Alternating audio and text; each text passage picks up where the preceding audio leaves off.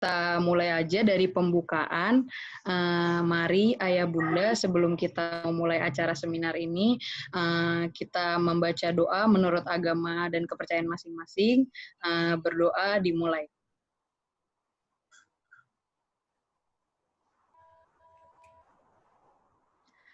Selesai. Selanjutnya kita langsung aja ke paparan materi. Kita akan panggilkan pemateri kita yang cantik ini, Miss Okti. Miss Okti Ramawati, yaitu psikolog konselor yang sudah 10 tahun fokus di dunia anak dan remaja, dan sudah melanglang buana di lebih dari 50 sekolah sebagai konsultan psikolog sekolah. Dan beliau ini sekarang aktif sebagai aktivis sosial di bidang pendidikan dan pemerhati anak. Begitu ya, Miss Okti? Iya, betul. Oke, karena udah nggak sabar lagi nih, kita langsung aja. Miss Okti, dipersilahkan. Baik, terima kasih. Assalamualaikum warahmatullahi wabarakatuh. Selamat sore semuanya, ayah dan bunda yang sudah join di webinar sore hari ini. Hari ini saya mau bahas tentang reconnecting parenting. Apa sih reconnecting parenting itu? Sebenarnya sih ini mungkin keresahannya ayah bunda yang lagi ngalamin di era pandemi ini yang sudah berjalan hampir 4 bulan ya. Ngerasain sama anak hubungannya cukup chaos, yang cukup bikin kadang-kadang suka berteriak gitu ya, suka marah sama anak. Makanya di sini pakai temanya reconnecting parenting, stop yelling and start connecting. Jadi kita mau mengkoneksikan kembali hubungan ayah bunda dengan putra putrinya yang selama pandemi ini intensitasnya semakin meningkat, tetapi juga tanpa disadari ternyata koneksinya semakin berkurang karena mungkin setiap hari ketemu, tapi ternyata kualitas dari pertemuannya itu sendiri mungkin kadang terdistraksi oleh keadaan yang memaksa kita harus ngerjain segala macamnya di kehektikan di pandemi ini gitu ya. Nah, hari ini saya mau bahas tentang reconnecting parenting. Apa sih reconnecting parenting ini? Oke. Reconnecting parenting ini adalah di mana kita ini nanti akan mengkoneksikan kembali hubungan yang selama ini mungkin sudah mulai terdisconnect sedikit-sedikit. Dan apa aja yang nanti mau dibahas hari ini, topik of diskusi hari ini adalah reconnecting parenting itu apa, stop yelling and start connecting, gimana sih caranya, dan mengenal kemampuan interpersonal dari putra-putri ayah bunda, interpersonal dan intrapersonalnya, kemampuan kemandiriannya bagaimana cara membangunnya, lalu kita juga membahas perbedaan generasi X, Y, Z, dan Alpha, sampai dengan kegiatan positif apa sih yang tepat untuk anak-anak di era new normal ini. Oke, reconnecting parenting itu adalah menghubungkan kembali hubungan emosi dan interaksi antara orang tua dan anak, seperti aktivitas-aktivitas yang kita berikan kepada anak dengan memberikan petunjuk, memberikan makan, memberikan pakaian, melindungi anak saat mereka tumbuh berkembang. Yang dimaksud di sini adalah di mana kita selama ini mungkin fine-fine aja, tapi ketika di era pandemi semuanya berasa chaosnya, berasa banget segala sesuatunya tertumpu di rumah, semuanya di rumah, ayah bunda kerja di rumah, anak-anak juga di rumah, secara menyeluruh semuanya pusatnya ada di rumah, yang pada akhirnya membuat kechaosan dalam proses parenting gitu ya. Nah, makanya di sini diperlukan hubungan kembali atau memperbaiki hubungan kembali dengan anak, reconnecting parenting ini. Jadi di mana ayah bunda di sini bisa membuat hubungan emosinya yang tadinya sudah merenggang bisa menjadi lebih dekat lagi.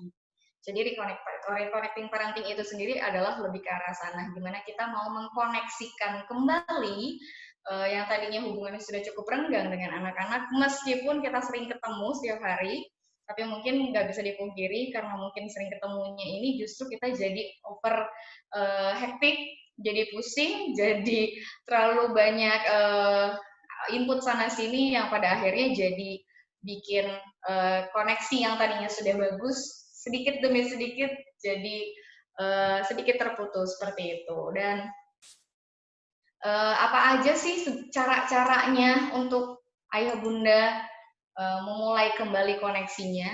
Oke, di sini saya bahas how to stop yelling and start connecting. Gimana sih caranya supaya kita berhenti untuk nggak teriak, nggak ngomelin anak, nggak bikin apa ya, nggak bikin keributan dengan si anak. Kadang-kadang hal sepele doang, kayak misalnya naruh bekas anak tempat makannya, taruh di tempat lagi. Kadang-kadang bunda udah mesti teriak-teriak, ayo dong taruh ke tempatnya kembali gitu ya. Atau minta tolong untuk anak-anaknya setelah habis mandi, handuknya ditaruh ke tempatnya kembali. Hal-hal sepele itulah yang kadang-kala membuat kita jadi berteriak, jadi suka ngomel-ngomel sama anak. Kenapa akhirnya bisa menjadi seperti itu hal yang terjadinya? Karena kerjasama antara orang tua dengan anak di sini sudah mulai chaos ya, sudah mulai tidak terkoneksi dengan cukup efektif, sehingga kerjasama yang kurang efektif ini harus diperbaiki dengan start connecting kembali. Jadi mulai koneksinya lagi supaya untuk bisa bekerja sama dengan baik dengan anak. Yang pertama di sini adalah mengendalikan emosi. Mengendalikan emosi adalah salah satu cara untuk mengkoneksikan kembali hubungan yang sudah mulai lama merenggang. Cara orang tua mengendalikan emosi akan dicontoh sama anak. Kalau orang tua memperhatikan perilaku anak yang tenang dan terkendali, si anak pasti akan ngikutin cara-caranya kita. Jadi sebenarnya anak-anak itu copycat-nya orang tua banget ya. Kalau orang tuanya, kalau ayah bunda melihat anak suka berteriak, anak suka nangis, atau anak suka melakukan hal-hal yang ternyata begitu kita sadari adalah hal yang biasa kita lakukan. Ya kayak misalnya kita tanpa sadar seringkali manggil dia dengan berteriak kencang. Akhirnya nggak sadar anaknya pun kalau manggil ayah bundanya harus teriak-teriak kencang.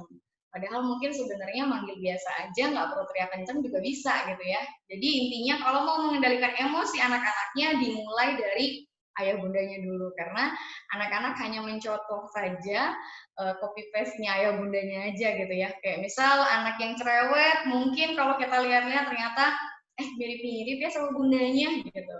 Atau ada anak yang pendiam, jarang banget ngomong gitu ya. Nah mungkin aja mirip-mirip sama ayahnya nih gitu. Jadi intinya semuanya start dari ayah bundanya dulu.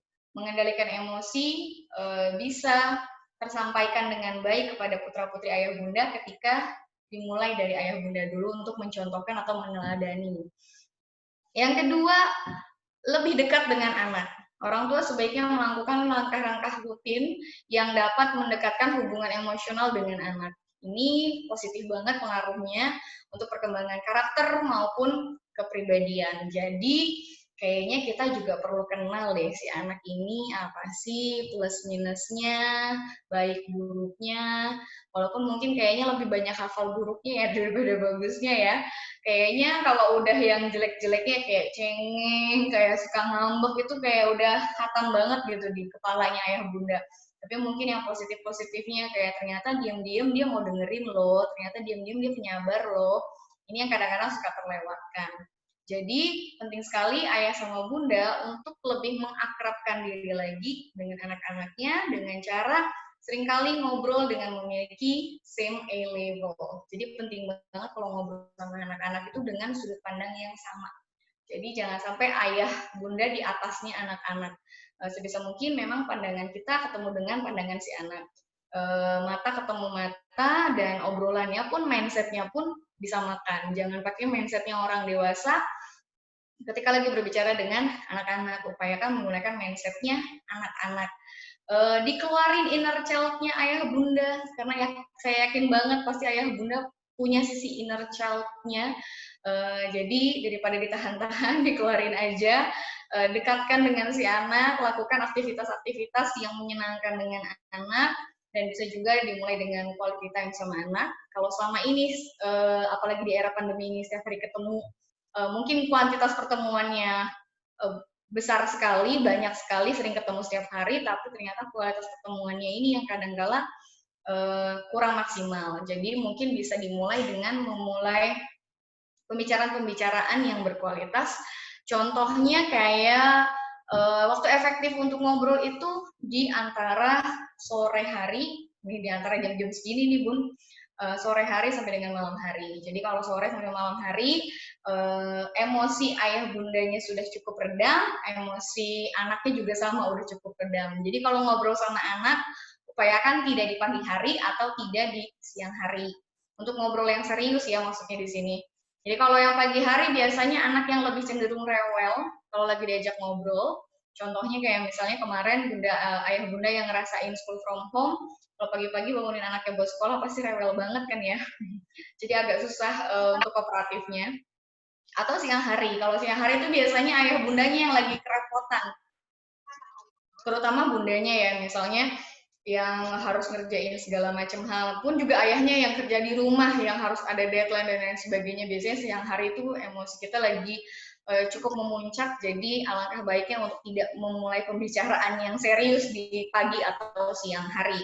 Jadi baiknya kalau mau ada obrolan yang serius, mau ada obrolan yang mengakrabkan diri untuk sama-sama sharing, efektifnya adalah sore sampai dengan malam hari.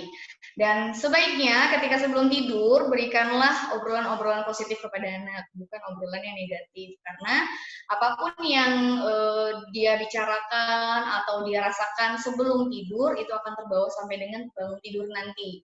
Jadi kalau ada anak yang kalau pagi-pagi selalu bangun ngambek, atau moodnya nggak bagus, bisa jadi malam harinya sebelum dia tidur, dia mengalami pengalaman buruk. Jadi baiknya ayah bunda memberikan pengalaman positif, pengalaman yang baik sebelum anak tidur. Atau yang paling sering kali dijumpai di masa-masa sebelumnya, atau mungkin saya juga dulu pernah ngerasain ya, kalau sebelum tidur didongengin tuh kayaknya lebih enak gitu ya. Nah, mungkin ayah bunda sudah mulai bisa kembali memulai mendongengkan anak sebelum tidur. Dengan begitu, sebelum tidur dia mendapatkan pengalaman-pengalaman positif, hal-hal yang menarik, sehingga ketika bangun tidur dia akan lebih fresh, lebih ceria, lebih bersemangat seperti itu. Dan selanjutnya lagi di sini, mendidik bukan berarti mengatur. Mendidik bukan berarti mengatur ya Bun. Jadi mendidik itu artinya orang tua melatih anak untuk memahami emosi dan perasaan mereka. Anak jadi tahu apa yang dia suka, apa yang dia nggak suka, baik itu kayak gimana, buruk itu kayak gimana, beserta konsekuensinya. Jadi apapun pilihan yang anak pilih, itu pasti akan selalu ada resiko yang akan mereka tanggung sendiri. Dan pastikan juga anak-anak juga memahami apa sih sebenarnya yang tidak orang tua suka dan apa yang orang tua sukai. Dan pada akhirnya anak akan belajar untuk memutuskan apa yang akan ia lakukan. Jadi penting banget untuk anak-anak mengenal emosinya masing-masing, dan ayah bunda pun bantu validasi anak untuk merasakan emosinya. Misal, ketika anak lagi menangis, gak apa-apa loh ayah bunda anaknya nangis, selama memang nangisnya karena kebutuhan emosional atau karena kebutuhan emosi. Misal lagi sedih, kecewa, nah itu anak boleh banget yang namanya nangis. Kecuali tangisan mereka itu bukan tangisan emosi. Emang jenis tangisan tuh ada apa aja sih bedanya? Ternyata setiap anak itu punya dua jenis tangisan. Yang pertama tangisan kebutuhan emosi, yang kedua tangisan kebutuhan strategi. Kalau kebutuhan emosi itu biasanya, ya tadi yang saya bilang, dia itu karena terluka, habis jatuh misalnya, lagi sakit, atau lagi kecewa, lagi sedih. Nah, menangis di sini wajar karena memang kebutuhan emosi. Yang kedua ada tangisan strategi, yang dia tuh nangisnya hanya karena pengen keinginannya diwujudkan gitu. Keinginannya harus terwujud sehingga dia melakukan apapun termasuk caranya adalah nangis supaya keinginannya terwujud. Nah, kalau yang tangisan strategi itu baiknya abaikan saja lahir batin, karena kalau kita respon, apalagi kalau kita bereaksi, nah ini malah bikin si anak malah semakin melakukan hal-hal yang berbau strategi tadi. Selanjutnya lagi validasi rasanya. Misal dia hari ini lagi diganggu sama adik, bukan mentang-mentang dia jadi kakak terus ya udahlah kak ngalah aja sama adik, tapi coba dibantu si kakak untuk memvalidasi rasanya. Misalnya gak enak ya kak, tadi disengin sama adik, Oke, kalau misalnya nanti nextnya kakak diisengin lagi sama adik, kakak maunya gimana sama adik? Apakah kakak mau ngomong langsung sama adik? Jadi dibantu diarahkan gimana emosinya harus tersalurkan. Pastikan anak-anak bisa menyalurkan emosi dengan cara yang aman. Contohnya lagi adalah marah. Kebanyakan dari kita melarang anak untuk marah, padahal marah adalah bagian dari emosi yang harus dikeluarkan, karena kalau tidak akan tertumpuk dan nanti akhirnya jadi meledak. Jadi boleh loh anak-anak marah tapi dengan cara yang aman. Misal, Kak daripada marah-marah ngomel-ngomel, mending kakak ngomel-ngomel sambil nyanyi misalnya. Atau kakak boleh sambil gambar. Jadi disalurkan bentuk energi negatifnya dari emosi yang dia miliki ke hal-hal yang aman seperti itu.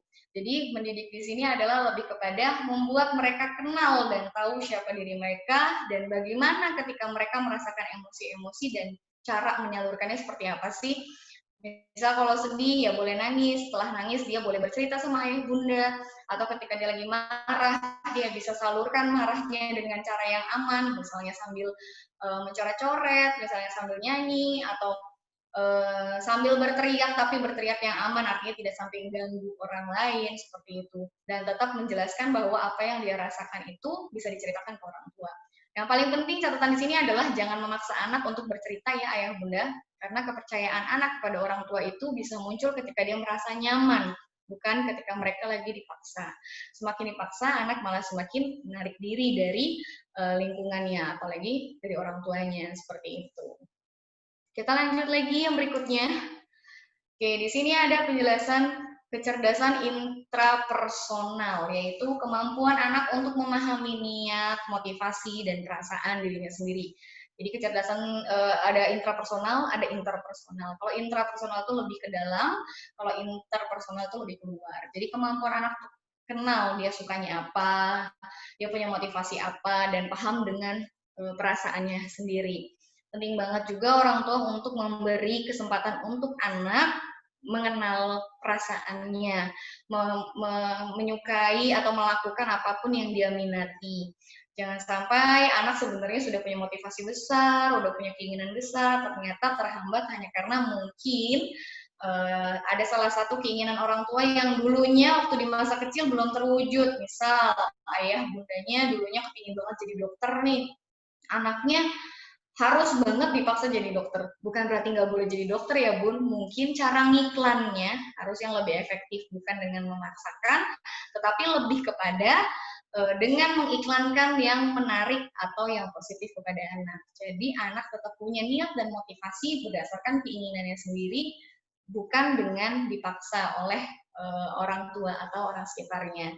Jadi anak-anak kalau udah mengenal diri sendiri, udah paham tujuannya apa, orang tua bantu validasi, saya rasa ini akan jauh lebih memudahkan ayah bunda ketika di era pandemi kayak sekarang ini nih, apa yang mau dia lakukan, dia sudah ngerti konsekuensinya itu apa, dan anak akan jauh lebih mudah untuk diajak bekerja sama.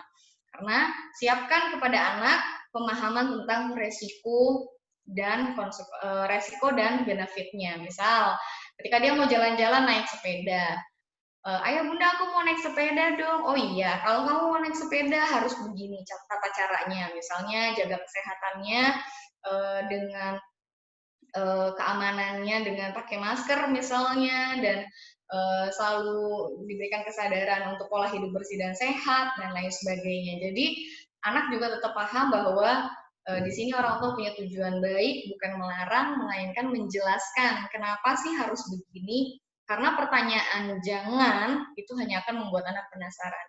Ayah bunda pernah nggak sih ngerasa ketika anaknya dibilang jangan, nggak boleh, malah anaknya makin penasaran, malah menjadi-jadi, malah kepengen nanya terus, atau malah pengen melakukan. Misalnya, ayah bunda aku mau hujan-hujanan dong. Terus ayah bunda bilang, nggak boleh, jangan. Tanpa kita jelaskan kenapanya, ada apa, dan akibatnya apa. Ketika pertanyaan jangan muncul, itu akan terjadi di kepala adalah pertanyaan kenapa sih kok nggak boleh, malah rasa penasaran yang muncul.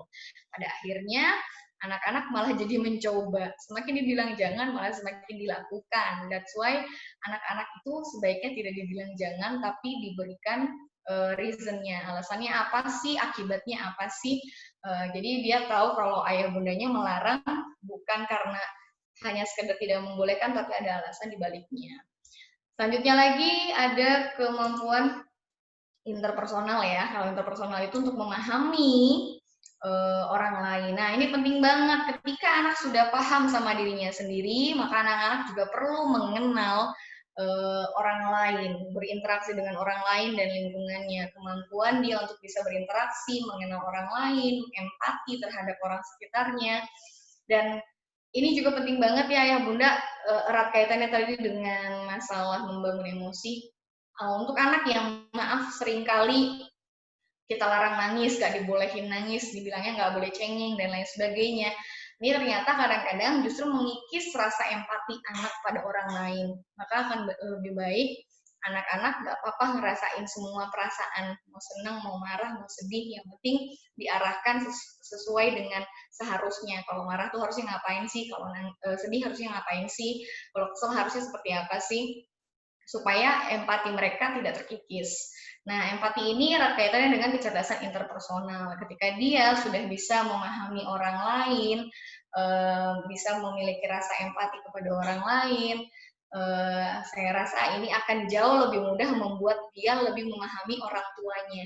Kalau tadi dia sudah kemampuan kecerdasan intrapersonalnya adalah mengenal diri dia supaya dia tahu maunya apa, dan kecerdasan interpersonal ini adalah kemampuan dia untuk interaksi sama orang lain, mengimbangi dan menyesuaikan dengan apa yang diharapkan oleh orang lain terhadap dia, seperti itu. Jadi anak ini bisa lebih interaktif dengan orang-orang sekitarnya dan bisa juga kooperatif dengan ayah bunda di rumah. Jadi ini akan memudahkan ayah bunda dalam bekerja sama dengan anak.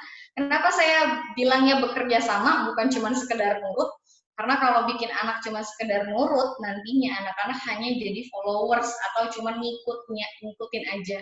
Kalau yang terlalu banyak mengikuti saja tanpa tahu reasonnya, ini akan mengikis critical thinking pada anak. Jadi kemampuan berpikir kritis buat anak tuh kalau bisa jangan sampai terkikis atau jangan sampai hilang sama sekali. Jadi buat ayah bunda jangan bosen kalau ditanya, ayah bunda ini kenapa sih? Kok bisa begini? Kok bisa begitu? Ada aja pertanyaannya gak berhenti-berhenti ya ayah bunda. Nah, itu adalah salah satu bentuk critical thinking yang memang perlu dimiliki oleh setiap individu. Dan sayangnya kebanyakan terkikis semakin berjalannya waktu karena dibilangnya ih bawel, cerewet, hanya melulu, dan ternyata itu justru malah menghambat kemampuan anak berpikir kritis. Padahal berpikir kritis itu bagus banget loh supaya dia bisa problem solving dalam menghadapi masalah dan hambatan-hambatan di hidupnya. Jadi bukan sekedar blaming atau menyalahkan keadaan, tapi dia bisa diajak berpikir logis, kenapa sih ini semua bisa terjadi? Nah, ini juga bisa jadi salah satu termasuk dalam kecerdasan interpersonal. Kita lanjut lagi ke kemandirian. Ketika kecerdasan intrapersonalnya sudah berjalan dengan baik, kemampuan intrapersonal dan interpersonalnya sudah terasa dengan baik, maka kemandirian anak ini akan jauh lebih mudah dicapai. Pada dasarnya yang bikin kita kesulitan dalam bekerja sama hampir kebanyakan adalah karena anak-anak belum siap untuk mandiri. Kayak misalnya, Bunda, kos kaki aku ada di mana? Bunda, ini di mana sih? Bunda, aku mau ini. Bunda, aku mau itu. Terlalu banyak hal yang anak terlalu depend sama orang tua yang pada akhirnya membuat kechaosan dalam parenting atau dalam pola asuh di rumah. Nah, kemandirian ini bisa tercapai apabila kemampuan interpersonal dan intrapersonalnya sudah terasa dengan cukup baik. Kemandirian anak merupakan suatu kemampuan untuk berpikir, merasakan, serta melakukan sesuatu atas dorongan diri sendiri sesuai dengan kewajibannya dalam kehidupan sehari-hari. Jadi kemandirian ini bukan cuma sekedar makan sendiri, minum sendiri, tapi lebih kepada menanggung tanggung jawab sendiri terhadap apapun yang dia putuskan. Misalnya dia memutuskan untuk tidak tidur siang, maka dia harus bertanggung jawab ketika nanti dia tiba-tiba cranky, uring-uringan, terus kita akhirnya jadi nggak respon dia karena ini adalah satu keputusan yang diambil sendiri. Jadi resikonya atau konsekuensinya adalah kita akan cuekin sebagai orang tua. Mau dia nangis, mau dia marah, kita abaikan karena konsekuensinya dia mungkin nggak tidur siang seperti itu. Jadi anak-anak sudah paham mandiri di sini adalah dia berdiri di kakinya sendiri, tidak depend kepada orang lain atas keputusan apapun di hidupnya. Dan biasanya kemandirian anak seringkali terhambat oleh rasa khawatir orang tua terhadap anak-anaknya. Nah, gimana sih caranya kita untuk membangun kemandirian pada anak? Nah, di sini ada beberapa hal yang perlu dilakukan oleh orang tua dalam melatih kemandirian anak. Yang pertama adalah percaya. Mulailah dengan memberikan kepercayaan pada anak untuk beraktivitas. Jadi, penting banget ya Bunda untuk mempercayai, berikanlah kepercayaan kepada anak bahwa anak itu bisa. Ya, misal mau nyoba cuci piring, ya udah percaya aja dia bisa kok. Mungkin tinggal dicari aja tugasnya yang dipermudah. Jadi yang kedua adalah mempermudah tugas. Berikanlah tugas yang sesuai dengan yang prosesnya bisa dipahami dan dimengerti oleh anak. Jadi kayak misalnya dia mau cuci piring nih, ya kita percaya aja. Caranya adalah dengan mempermudah tugasnya, berikan cucian-cucian kotor yang misalnya hanya dari tempat makan plastik seperti itu. Jadi aman buat anak dan mudah dilakukannya juga. Selanjutnya lagi memuji secara tidak langsung. Sebisa mungkin berikan pujian pada anak dengan pencapaian yang relevan. Jadi bukan cuma sekedar puji cantik, pinter, nggak cuma sekedar itu, tapi puji pencapaian yang dia sudah bisa lakukan. Misal, wah hari ini sudah bisa cuci piring, hebat anak Bunda sudah mandiri, misalnya seperti itu. Jadi memang sudah dicapai pencapaiannya, sudah ada usahanya, baru kita berikan pujian, bukan memuji di awal seperti itu. Berikan semangat dan batas waktu. Ketika anak kesulitan merapikan kamarnya, orang tua dapat memberikan semangat. Ayo kak, kamu pasti bisa. 15 menit lagi nanti Bunda balik lagi ya, pastiin kamar kamu sudah rapi. Seperti itu. Jadi kita tetap memberikan batas waktu, tapi dalam bentuk semangat. Bukan, kakak kok semuanya berantakan banget sih ini itu. Wah, bukan cuma sekedar komplain, tapi berikanlah dia kesempatan untuk melakukan tanggung jawabnya dengan memberi semangat dan batasan waktu. Selanjutnya lagi, biarkan anak membantu. Jadi kalau anak kepengen bantu, kadang-kadang orang tua suka nggak percaya, udah malah ngerepotin gitu ya. Kenapa nggak kita coba sesekali untuk memberi kesempatan kepada anak untuk membantu. Misalnya dengan merapikan meja, atau ketika anak lagi menjatuhkan sesuatu, menumpahkan sesuatu, daripada kita yelling, marah-marah, teriak-teriak, mendingan kasih tahu caranya merapikannya seperti apa. Gitu. Dan berikan petunjuk, bukan solusi. Jadi kalau dia mau sesuatu, Bunda aku aus, aku mau minum, kasih solusinya. Kalau aus, ya minum. Kalau mau minum, ambil air minumnya di dispenser misalnya. Itu akan lebih efektif daripada kita memberikan solusi langsung kita ambilin gitu loh. Langsung kita ambilin minumnya, terus anaknya langsung kasih minum. Jadi kasih aja petunjuknya, bukan solusi di saat itu juga. Supaya si anak tetap bisa melakukan segala suatu hal yang memang harusnya dia lakukan sendiri, bukan dengan depend sama orang tua. Lanjut lagi, saya akan bahas perbedaan beberapa generasi. Kenapa sih masuknya sekarang ke sini? Karena ini loh yang bikin kita miskom antara orang tua, kakek, nenek, om, tante, ayah, bunda, sampai ke anaknya. Karena di sini ada perbedaan generasi. Jadi kita ini hidup di lintas generasi, ada 4 generasi yang berdampingan saat ini. Ada generasi X, yaitu tahun kelahiran 1961 sampai 1980. Ada generasi Y, yaitu 1981 sampai dengan 1994. Ada generasi Z, yaitu anak-anak kelahiran 1995 sampai dengan 2010. Ada anak generasi alpha, yaitu untuk anak-anak bunda yang terlahir di 2010 sampai dengan diperkirakan sampai dengan 2025 gitu ya. Jadi ini perbedaannya. Kita akan bahas pertama adalah generasi X. Generasi X, di sini ada ayah bunda yang generasi X. Mungkin untuk anak ayah bunda atau mungkin ini banyak juga ada generasi X, itu orang-orang yang lahirnya 1961 sampai dengan 1980. Nah, biasanya generasi X ini sudah terbiasa segala sesuatunya terstruktur. Pola yang biasa dilakukan dari sebelum-sebelumnya hampir banyak adalah pola otoriter. Dan kalau lagi berkomunikasi langsung to the point biasanya. Tipe-tipe generasi X adalah yang udah to the point aja. Dan biasanya memang pola yang dilakukan dalam keseharian itu adalah jelas. Hari ini mau ngapain, ada apa aja, timeline dan lain sebagainya, itu pola yang digunakan oleh generasi X. Selanjutnya lagi ada generasi Y, ini untuk bunda-bunda milenial, ayah bunda milenial. Generasi Y adalah orang-orang yang lahir pada tahun 1981 sampai dengan 1994, disebutnya generasi milenial. Nah, di sini era teknologi sudah berkembang pesat. Kalau di generasi X baru mulai muncul teknologinya, tapi di generasi Y ini teknologinya berkembang pesat. Mungkin ngerasain ya ayah bunda yang generasi milenial yang dulu menggunakan belum ada smartphone ya, masih handphone biasa, handphonenya besar-besar banget sampai akhirnya sekarang udah ada smartphone, dalam satu genggaman sudah ada semuanya. Dan biasanya generasi Y sangat menyukai tantangan, kadang-kadang juga bisa melakukan banyak hal dalam satu waktu, atau bisa dibilang multitasking gitu ya. Selanjutnya lagi generasi Z. Nah, ini mungkin anak-anaknya ayah bunda yang SMP, SMA gitu ya, atau ada juga yang SD udah di penghujung gitu ya. Anak-anak generasi Z itu anak-anak yang bisa dibilang generasi instan, maunya cepet, nggak mau sabar, biasanya mau prosesnya itu instan-instan aja. Dan apa ya, pengaruh pola bekerjanya memang masih ditentukan oleh generasi Y, tapi karena dia tumbuh bersamaan dengan perkembangan smartphone, penggunaan teknologi yang cenderung cukup masif juga, sosial media juga sekarang sudah sangat digandrungi sekali, bahkan sudah banyak sekali tercipta pekerjaan-pekerjaan baru, kayak ada influencer, ada selebgram, ada youtuber, dan lain sebagainya, profesi-profesi baru, konten kreator gitu ya. Ini banyak sekali muncul di generasi Z yang sayangnya kebanyakan dari mereka lebih memprioritaskan gimana sih caranya populer, gimana sih caranya mereka untuk terkenal, dan akhirnya pada anak-anak generasi Z seringkali terjadi yang namanya cyberbully.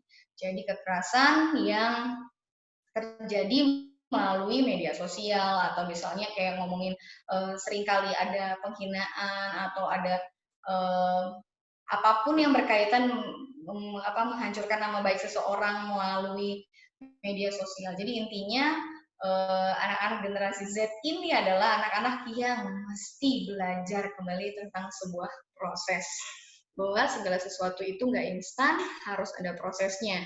Jadi untuk anak-anak generasi Z, buat ayah bunda yang punya anak-anak generasi Z, mari sama-sama kita mulai kembali mengajarkan kepada anak sebuah proses. Karena anak generasi Z sudah terbiasa dengan yang instan, dengan yang cepat, maka kadang-kala mereka ritmenya terlalu kecepatan, yang pada akhirnya mereka nggak paham dengan proses, dan akhirnya membuat mereka jadi punya ekspektasi terlalu tinggi, dan berujung pada kekecewaan terhadap ekspektasi mereka yang tidak tercapai, seperti itu. Yang terakhir, ada generasi alfa. Ini anak-anak ayah bunda yang sekarang yang kelahiran dari 2010 sampai dengan saat ini, mungkin yang sekarang masih kecil, balita, batita, atau bahkan mungkin sekarang kelas 1 atau kelas 2 SD ya. Generasi alfa ini adalah anak-anak yang apa ya, bisa dibilang udah anak digital banget gitu ya. Semuanya udah serba digital, semuanya udah serba cepat. Nah, dan nggak bisa dipungkiri anak sekarang nggak bisa lepas dari yang namanya gadget ya.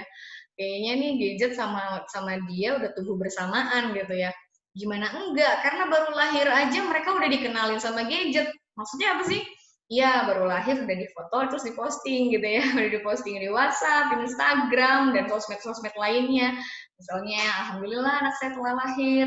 Dan sekarang bahkan kita bisa tahu perkembangan tetangga, kerabat, saudara jauh hanya dilihat dari sosmed aja gitu. Kalau dulu mau lihat perkembangan tetangga, saudara, atau kerabat harus kunjungan dulu ya.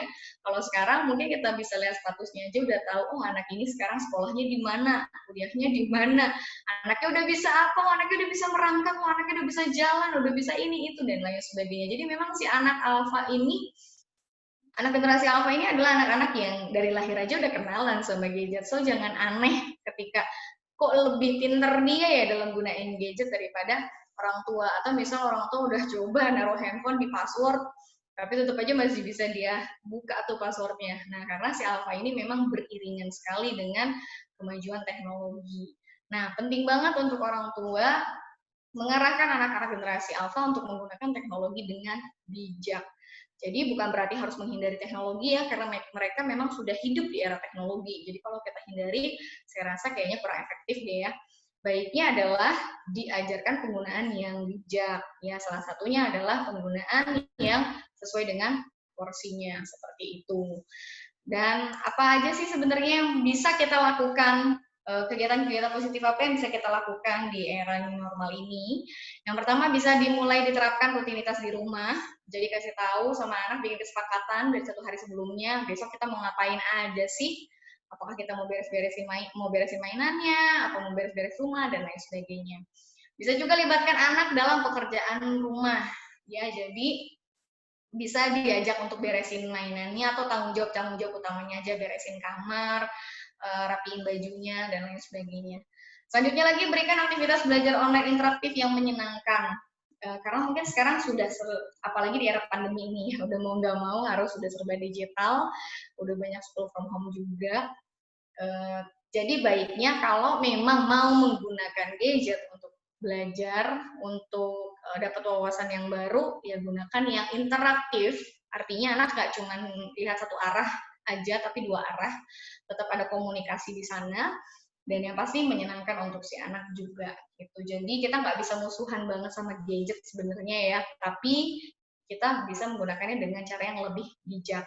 Selanjutnya lagi yang penting adalah membuat karya bersama anak. Jadi sambil bikin karya, ternyata sambil bisa melekatkan hubungan kita dengan si anak. Jadi start connecting again bersama anak yang tadinya udah terputus koneksinya, udah mulai disconnect, sekarang bisa reconnecting again ya, emosinya si anak dengan orang tua. Itu mungkin yang bisa saya sampaikan untuk reconnecting parenting ini. Habis ini ada sesi diskusi atau sesi tanya jawab. Nanti bisa dibantu sama Miss Rahel untuk siapa yang mau bertanya, ayah bunda diberi kesempatan untuk bertanya apa sih kira-kiranya yang masih jadi penasaran sama bunda tentang reconnecting parenting ini, atau ada pertanyaan-pertanyaan mungkin yang nggak terlalu reconnecting parenting banget gitu, maksudnya nggak terlalu sesuai tema banget ya, nggak, is okay, nggak masalah, selama itu tentang anak dan parenting dipersilahkan. Oke, kayak gitu Miss Rahel, silakan. Oke, terima kasih Miss Okti. Ya. Gimana Ayah Bunda? Mungkin ada yang mau ditanyakan, kami persilakan.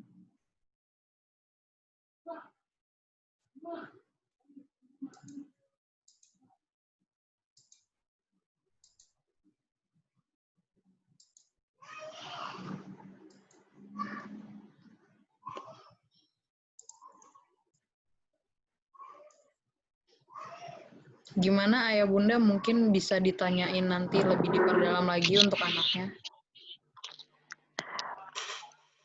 Izin bertanya. Iya, silakan. Kan sekarang itu, oh ya, sebelumnya saya Carmina. Saya ingin menanyakan, kan sekarang kondisinya sedang WFH. Nah, jadi semua orang itu kerjanya dari rumah, terus sibuknya di rumah gitu loh. Jadi kadang-kadang biar anak-anak itu tenang, dikasih main gadget, biar nggak keganggu orang tuanya kerja.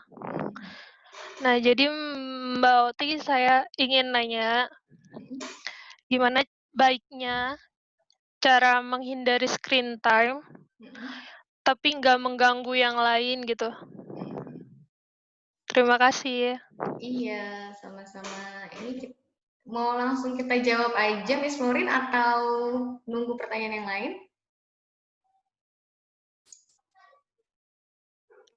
Nunggu pertanyaan yang lain juga nggak apa-apa, Mbak. Oke. Gimana, Miss? Sorry. Miss Rahel, maaf. Ya, kira-kira langsung dijawab aja atau kita kumpulkan dulu? Mungkin langsung dijawab aja, Miss. Oke, langsung ya. Oke, terima kasih pertama untuk Ibu Carmina ya tadi ya. Terima kasih untuk pertanyaannya.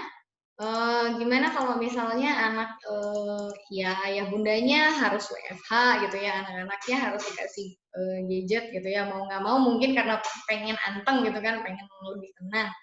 Sebenarnya boleh-boleh saja selama kita sama-sama paham dan sepakat dengan konsekuensinya. Karena udah pasti ada konsekuensinya dari penggunaan gadget yang berlebih, itu udah pasti ada konsekuensinya. Tapi kalau kita menggunakannya bisa dengan bijak, misal dia memang menggunakan gadget tapi untuk belajar, ada media edukasinya. Dan media edukasinya pastikan interaktif. Jadi anak bisa ngerasain kayak ada apa ya, ngobrolnya gitu ya, ada interaksinya di sana.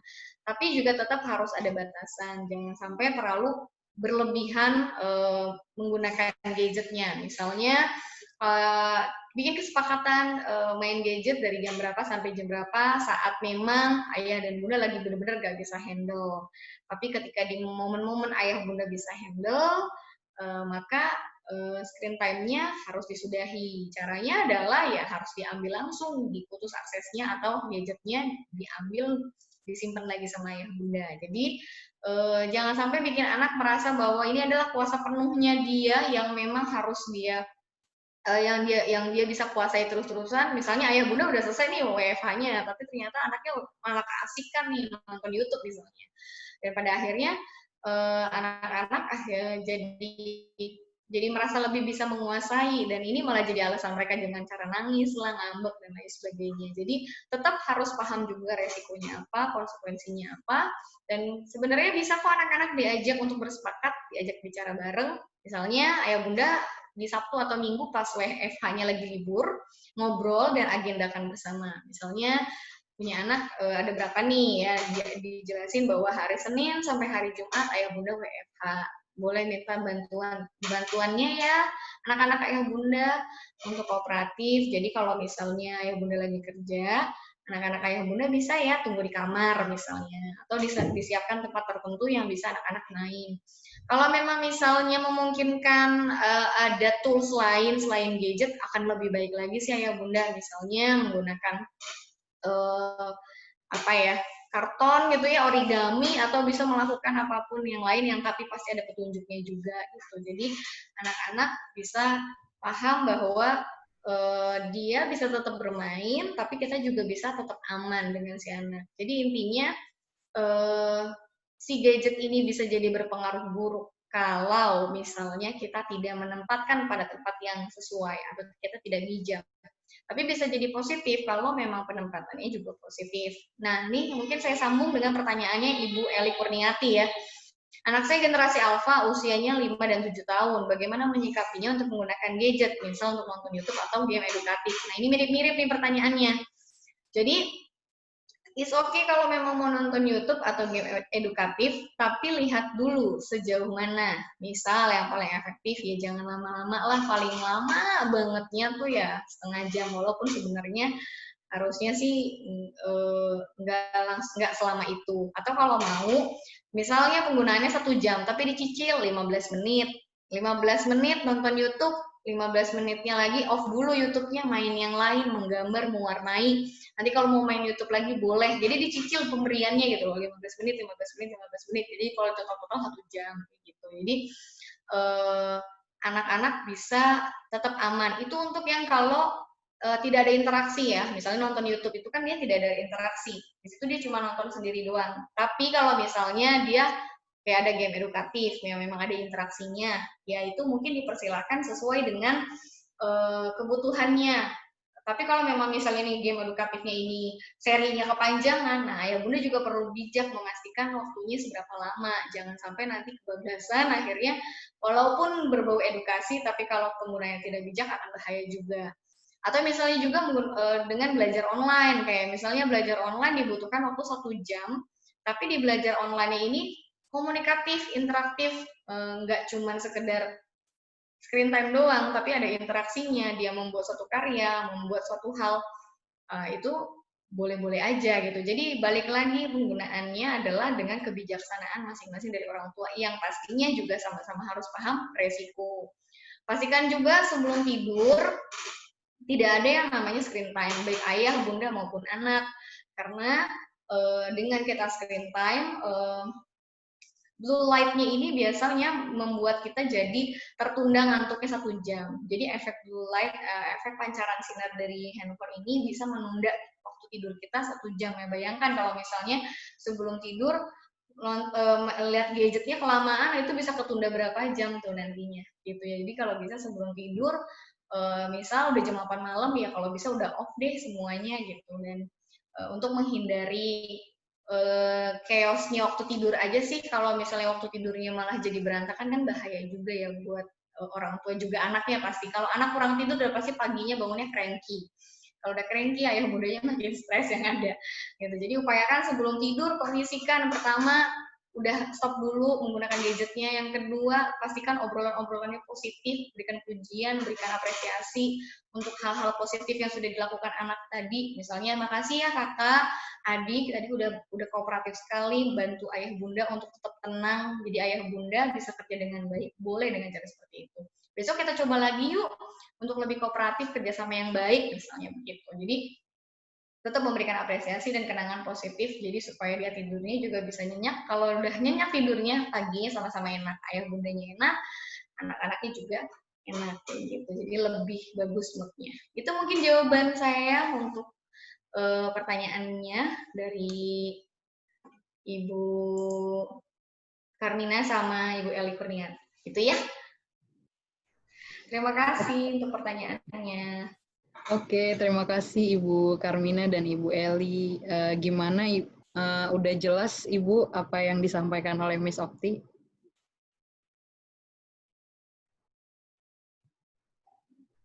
Halo Ibu. Terima kasih untuk jawabannya. Iya, terima kasih. Gimana Ibu Eli?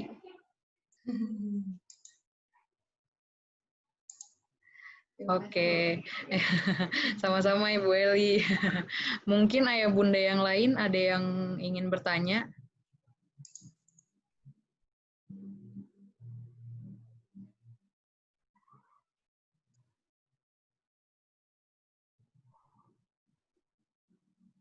Ayo silakan ayah bunda yang lain. Aku tahu, Mbak, boleh bertanya? Iya, silakan. Silakan. Tadi kan apa ya? Yang paling sulit itu adalah mengelola emosi gitu ya. Nah, tips sebenarnya cara yang bisa kita lakukan gitu untuk mengelola emosi biar nggak sering-sering gitu berteriak sama anak-anak. Ini kayaknya curahan hati semua bunda-bunda. Ya, betul. Itu aja, Bu? Itu dulu aja, Mbak. Oke, itu aja kayaknya juga pusing ya jawabnya ya. Oke, terima kasih untuk pertanyaannya, Bu In. Saya akan coba jawab. Gimana sih caranya supaya kita nggak emosian sama anak? Oke, yang pertama pastikan kita memiliki sudut pandang yang sama dulu. Jadi sebenarnya yang bikin kita suka emosian tuh karena kita nggak nyambung sama anak. Kita pola pikirnya pola pikir orang dewasa, ngobrol sama anak-anak yang pola pikirnya sepolos itu. Nah, jadi kadang-kadang rasa curiga, skeptisnya kita, prasangka buruknya kita itu muncul karena itu kita mengharapkan dari pola pikir orang dewasa. Kayak misalnya nih, si kakak lagi ngomong, terus kita langsung skeptis, kakak bohong ya? Padahal mungkin dia nggak bohong, tapi karena kita terbiasa interaksi sama orang dewasa, ada beberapa yang sering bohong sama kita, akhirnya kita jadi kebawa. Dan itulah yang membuat kita seringkali clash sama si anak. Jadi gimana sih caranya supaya emosinya kita ini bisa jadi stabil dan gak yelling sama anak, gak mesti teriak-teriak sama anak. Yang pertama pastikan same level, samakan sudut pandangnya. Dan kalau ngomong sama anak juga pastikan mata ketemu mata, gitu. Karena ada beberapa anak memang yang kalau kitanya, misalnya kita pasti lebih tinggi daripada si anak kan. Ketika ada dominasi salah satunya, anak akan menjadi takut. Dan ada beberapa anak yang semakin takut malah semakin ngeyel, semakin takut malah makin keras. Ya udah orang tuanya malah makin jadi itu keselnya sama si anak. Jadi kalau bisa bundanya atau ayahnya merundukkan dulu atau sambil duduk, tatap matanya, pegang tangannya misalnya, Kak, tolong bantu bunda ya hari ini supaya kita berjalan baik, kita sama-sama yuk untuk bersikap baik seperti itu. Jadi ada obrolan dari hati ke hati, diajak berpikir, misalnya kayak hari ini dia lagi sedikit bikin trouble gitu ya, jadi diajak ngobrol, kenapa sih kok kamu hari ini kayaknya gangguin ayah sama bunda terus nih pas lagi kerja gitu. Emang ada yang salah dari ayah atau bunda? Nah, nanti dia bisa jelasin kenapanya. Jadi belajar mendengarkan juga dari sudut pandangnya anak-anak, bukan dari sudut pandang orang dewasa doang. Karena kalau pakai sudut orang dewasa doang, udah pasti kita kesel banget, udah pasti kita sebel banget. Yang paling penting adalah pahami anak tuh apa sih. Saya rasa ketika kita udah bisa memahami anak itu apa, kayaknya yang tadi mau marah juga nggak jadi ya. Anak itu dari AN, AK, 4 kata ya. Yang pertama adalah anak itu adalah amanah. Kalau aja kita ingat anak itu adalah amanah, pasti kita yang tadinya mau ngomelin, mau marahin, kayaknya nahan-nahan diri gitu. Aduh, ini anak saya ini adalah amanahnya, bukan milik saya, bukan milik saya pribadi, bukan hak saya pribadi untuk membuat anak ini harus menjadi seperti yang apa yang saya inginkan. Mereka manusia biasa yang fitrahnya mereka adalah untuk bahagia, untuk hidup menjadi manusia biasa yang bahagia. Yang kedua, nasihat. Kadangkala, misalnya anaknya mulai annoying, mulai ganggu, ternyata kadang-kadang ini adalah nasihat nih, mungkin kitanya lagi kurang perhatian. Akhirnya anaknya jadi rewel, akhirnya anaknya jadi agak sedikit ganggu, padahal yang dia cari adalah perhatian orang tuanya doang nih. Ini bisa jadi salah satu nasihat atau pengingat kita, kembali reminder buat ayah bundanya. Selanjutnya lagi, ancaman. Anak bisa jadi ancaman kalau ayah bunda tidak tidak mengantisipasi hal-hal buruk yang terjadi sama anak, kayak pembiaran, pengabaian. Ya udahlah, biarin aja, masih kecil ini. Salah besar, justru yang masih kecil ini loh yang nanti akan menjadi akar. Jadi alangkah baiknya ketika ada hal yang kurang pas atau kurang tepat pada si anak, ada perilaku-perilaku yang mungkin kurang sesuai dengan si anak, ya sesuai dengan perkembangannya mereka, kita harus waspada dan hati-hati banget. Mungkin saja nanti hal ini bisa menjadi sebuah ancaman buat orang tua. Maksudnya ancaman buat orang tua, ya mungkin aja ini hal buruk yang akan terjadi. Ya kita sih pengennya mulus-mulus aja ya yang bunda ya, tapi nggak bisa dipungkiri kadang-kadang bisa menjadi sebuah ancaman ketika kita mengabaikan begitu saja. Misal anaknya suka ngambek, terus kita abaikan, kita biarin aja terus-menerus, caranya dia diabaikan lagi. Kita nggak pernah tahu kalau nanti ternyata dia malah jadi ganggu lingkungan sekitarnya. Itu malah lebih bahaya. Selanjutnya lagi, Kak, kendali. Saya yakin sekali anak adalah salah satu kendali dari rumah tangga ayah bunda. Misal bunda lagi sebel banget sama si ayah. Ayah nyebelin banget sih, gitu ya. Tapi tadinya mau marah sama ayah, mau ngomel-ngomel depan anak, tapi begitu lihat anak gak jadi. Itu jadi kendali buat kita. Saya rasa ketika kita sudah menyadari betapa anak itu adalah ya 4 hal tadi yang saya sebutin, yang tadi kita mau marah pasti gak jadi. Dan kenapa kok anak susah diatur?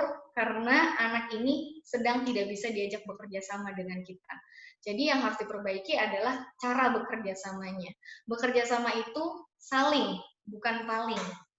Jadi kalau di sini udah ada yang mendominasi salah satu, misal ibunya yang mendominasi, anaknya yang terdominasi, jadi anaknya harus nurut aja, atau anaknya yang mendominasi dan ibunya yang terdominasi, ini bisa jadi udah bukan kerjasama disebutnya. Jadi kalau kerjasama itu namanya saling mengingatkan, saling membantu, saling mendengarkan. Jadi bukan cuma anak yang harus dengerin orang tua, mungkin sesekali orang tua juga bisa denger pendapat anak, kenapa sih dia selama ini sering cranky, ngambek. Mungkin dia punya reason tersendiri, dan lagi-lagi kalau mau nanya hal-hal yang serius itu jangan ditanyain pagi atau siang ya ayah bunda, bisa ditanyain nanti sore atau menjelang malam, ajak ngobrol, quality time sama anak. Saya rasa kadang-kadang anak suka mengeluarkan pendapat-pendapatnya yang di luar bayangan kita, di luar dugaan kita. Kadang-kadang pemikiran mereka sedewasa di luar apa yang kita bayangkan, ternyata dia dewasa gitu ya, ternyata punya pemikiran sedewasa itu gitu. Jadi balik lagi gimana cara ngelolanya adalah dengan menyamakan sudut pandang dulu dan saling bekerja sama. Bekerja sama di sini kunci yang paling utama dalam relasi apapun, bersama anak iya, bersama pasangan juga iya. Jadi kuncinya adalah mau bekerja sama atau tidak. Ketika kita tidak bisa bekerja sama dengan baik, saya rasa jangankan hubungan anak dengan orang tua, sesama orang tua aja, atau misalnya ayah dengan bunda aja bisa nggak satu ritme kalau seandainya tidak bisa saling, tidak bisa bekerja sama dengan baik. Seperti itu mungkin nih ya jawaban saya untuk Ibu Iin. Oke, terima kasih Miss Okti. Iya. Bagaimana Ibu Lin? Iya Mbak, ya. Oke, terima kasih Ibu. Ini ada pertanyaan lagi. Bagaimana caranya untuk anak umur 4 tahun setengah berkomunikasi, sehingga bisa diajak kerjasama dengan baik. Anak usia 4 tahun setengah sampai dengan, dan anak umur 2 tahun, oke. Jadi untuk anak-anak yang biasanya bisa diajak komunikasi itu start dari 2 tahun setengah. Nah, kalau baru 2 tahun, siap-siap aja nih ayah bunda mulai ngerasain sisi keakuannya yang udah mulai muncul. Jadi biasanya masa pelekatan anak-anak untuk nurut sama orang tua tuh di 1 tahun ke bawah. Nah, udah 1 tahun ke atas atau udah start di 2 tahun, mereka sudah mulai sisi keakuannya. Dia udah mulai ngerasa bahwa aku udah pintar loh, aku udah bisa loh, aku udah hebat loh. Nah, ketika udah umur 2 tahun ini, kita harus mulai mencari tahu dia lebih nyamannya komunikasinya seperti apa. Misalnya anak ini kan ngomongnya masih belum begitu lancar ya, masih belum begitu jelas. Nah, caranya adalah dengan pakai ekspresi. Jadi kalau kita nggak setuju dengan apa yang dia lakukan, kita bisa menggunakan ekspresi kita. Kadang-kadang kalau cuma dengan kata-kata, mereka masih belum paham kosakata dengan sempurna, maka akan seringkali ada miss dalam penyampaian. Jadi untuk anak-anak 2 tahun itu harus dengan diberikan contoh. Misalnya, ayo makan. Kitanya juga harus makan. Nggak bisa kita nyuruh anaknya makan, tapi kitanya nggak makan. Misalnya membiasakan membuang sampah pada tempatnya. Ya diajarin caranya gimana membuang sampah. Dan anak 2 tahun ini adalah masa pertama mereka meniru orang-orang sekitar. Kalau dia pernah melihat temennya ngambek, bukan tidak mungkin suatu hari dia akan menjadi niruin caranya ngambek teman-temannya. Ketika dia lihat mau sesuatu langsung diturutin, bukan tidak mungkin suatu hari dia akan ikutan juga seperti itu. Jadi untuk anak 2 tahun ini, komunikasinya jangan dengan bahasa-bahasa yang terlalu berat, cukup dengan ekspresi aja dulu. Karena satu, kosakatanya mereka belum sempurna, dan yang paling penting anak 2 tahun ini masih belajar di gestur. Jadi pemahaman dia membaca itu lebih ke baca ekspresi, baca gestur. Itu untuk komunikasi sama anak 2 tahun. Nah, kalau yang udah 4 tahun setengah, ini adalah anak-anak yang sudah mulai grow up, yang sudah banyak tanya, kenapa sih? Udah mulai muncul why-nya deh, pokoknya semua ada why-nya. Misalnya, Ma, aku mau main hujan-hujanan ya? Gak boleh. Kenapa? Kok gak boleh? Dia akan tanya, tuh dia boleh, kok aku gak boleh? Akan selalu banyak kenapa, dan kenapa. Nah, cara menghadapinya adalah kitanya harus sedikit nurunin temperamen kita, karena kalau anak 4 tahun setengah misalnya kita cut pertanyaan kenapanya, ih kamu cewek banget, bawel banget, jangan heran kalau suatu hari nanti motivasi belajar mereka jadi drop. Padahal masa penasaran yang mereka tuh start di usia 4 tahun setengah ini gitu ya, jadi dari 4 tahun ini udah mulai banyak kenapa-kenapanya. Kalau 2 tahun kan sisi akunya yang muncul. Aku udah bisa sendiri, aku nggak mau makan disuapin, aku udah bisa makan sendiri gitu ya.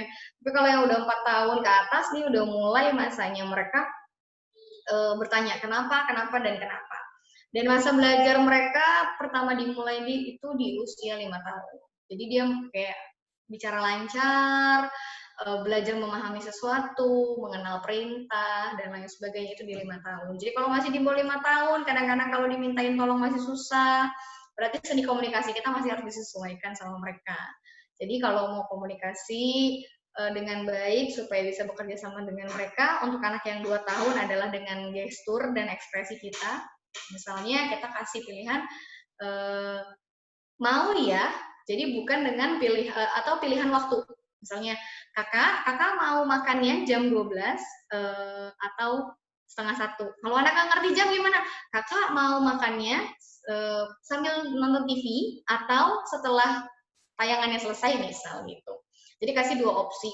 Kita lock opsinya. Bukan dengan pilihan mau atau enggak. Udah pasti jawabannya enggak. Kakak mau belajar enggak? Dijawab pasti enggak. Kecuali ditanyanya, kakak mau jalan-jalan enggak? Pasti dijawabnya mau gitu ya. Jadi dia kasih opsinya yang kita kunci gitu ya. Jadi opsinya supaya dia memilih salah satu yang kita harapkan. Jadi pilihannya udah kita filter dulu, baru kasih opsi ke si anak. Nah, kalau anak yang 4 tahun setengah, ini harus dilihat dulu tipenya anaknya kayak apa. Kalau tipe benefit atau anak-anak yang sangat menyukai penghargaan, hal-hal yang menguntungkan untuk diri dia, nah itu bisa dikasih tantangan.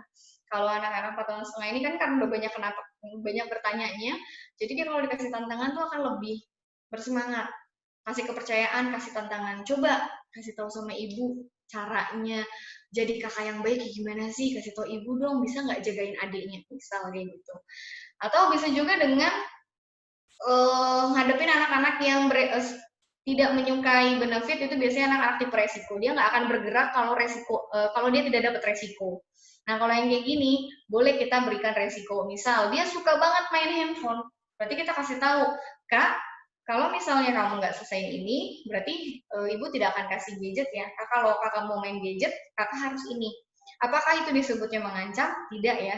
Ini beda sama mengancam. Kalau ancaman itu adalah kita membicarakan hal yang menakutkan tapi bohong. Tapi kalau misalnya kita berikan konsekuensi, misal kalau dia mau dapetin sesuatu harus usaha dulu, harus upaya dulu. Nah, ini disebutnya dengan kesepakatan. Nah, jadi anak ini harus kita buat kesepakatan bersama. Bisa dengan tantangan, bisa dengan memberi resiko. Tergantung tipe anaknya. Gimana caranya supaya kita bisa lihat tipe resiko sama tipe tantangan atau benefit? Kalau tipe resiko itu biasanya dia tidak akan bergerak walaupun dia dipuji, walaupun dia dikasih hadiah, dia nggak akan bergerak. Maksudnya dia tidak akan melakukan. Dia lebih menghindari tantangan. Tapi kalau anak-anak tipe benefit, apapun yang menguntungkan buat dia akan maju di depan. Jadi misalnya siapa yang mau bantu ibu saya, pasti bilangnya aku mau gitu ya. Jadi anak-anak benefit itu yang penting menyenangkan.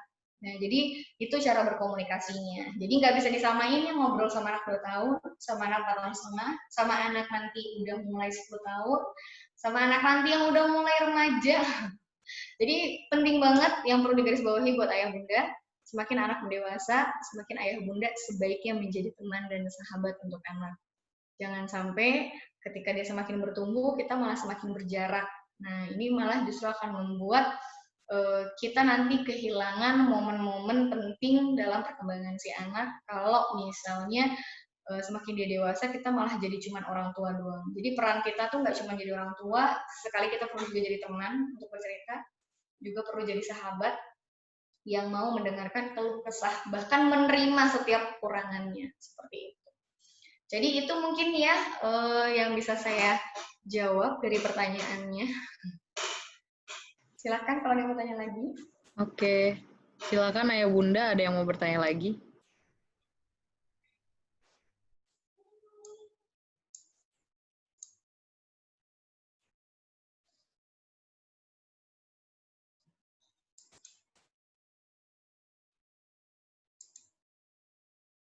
Oh ya, ini Miss Okti. Ini ada yang japri.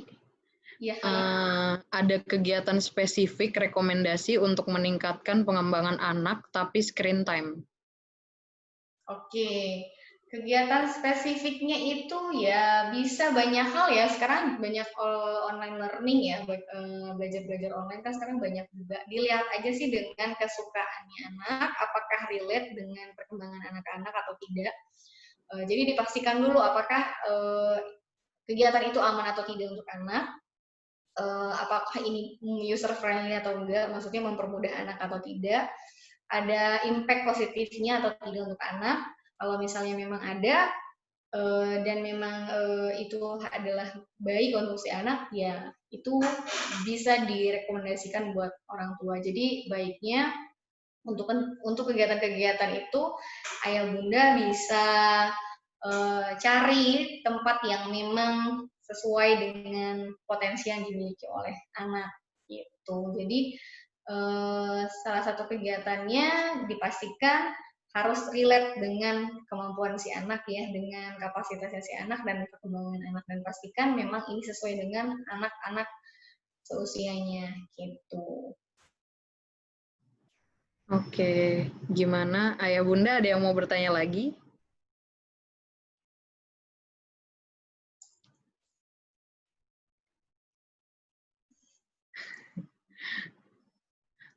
Kayaknya udah nggak ada lagi ya, Mi. Masih ada yang mau bertanya lagi? Oh, ini ada lagi, Miss. Oke. Kalau misalkan kita sudah melakukan pola yang salah kepada anak, bagaimana cara kita minta maaf kepada anak? Oke, benar banget. Saya setuju banget nih. Penting juga orang tua untuk meminta maaf ya sama anak, jangan cuma anak doang yang minta maaf sama kita. Ini fair banget sih sebenarnya untuk kita juga sebagai orang tua mau mengakui kesalahan. Gak cuma sama anak, sama pasangan juga bisa ya sama. Jadi jangan cuma si bundanya terus minta maaf, ayahnya terus yang minta maaf, atau sebaliknya anak-anaknya doang yang harus minta maaf, ke orang tuanya gengsi untuk minta maaf. Jadi penting ayah dan bunda untuk meminta maaf juga sama si anak. Jadi baiknya tadi di jam-jam yang memang dirasa efektif untuk ngobrol serius, ya bisa sore hari lagi sama-sama quality time, atau sama-sama udah beres, ayah dan bunda udah selesai kerjaannya, anak-anak juga udah tenang, baru diajak ngobrol. Kayak misalnya apa konflik yang tadi dihadapi. Misalnya tadi bunda marah-marah. Boleh kita tanya, Kak, gimana tadi rasanya bunda marah-marah? Sebel ya, misalnya. Ih, bunda iya marah-marah sebel. Terus apa yang kakak rasain? Iya, bunda mau gini banget apa segala macam. Aku kan kesel, aku kan jadinya sedih misalnya gitu. Bunda minta maaf ya, tadi apa alasannya, sambil diceritain alasannya apa, kenapa bunda tadi marah, jelasin alasannya apa. Bunda minta maaf ya, kita bisa tanya, kakak mau maafin nggak bunda minta maaf? Kalau misalnya iya, kakak maafin, alhamdulillah. Tapi kalau misalnya nggak, aku masih sebel sama bunda, ya jangan dipaksa untuk segera memaafkan ya bunda. Yang penting kita tetap meminta maaf dengan cara yang baik, dengan tidak apa ya, jangan sampai jadi dimanfaatkan momen minta maafnya ya bun ya. Pastikan meminta maafnya di sini tetap sesuai dengan konteks dan relevan.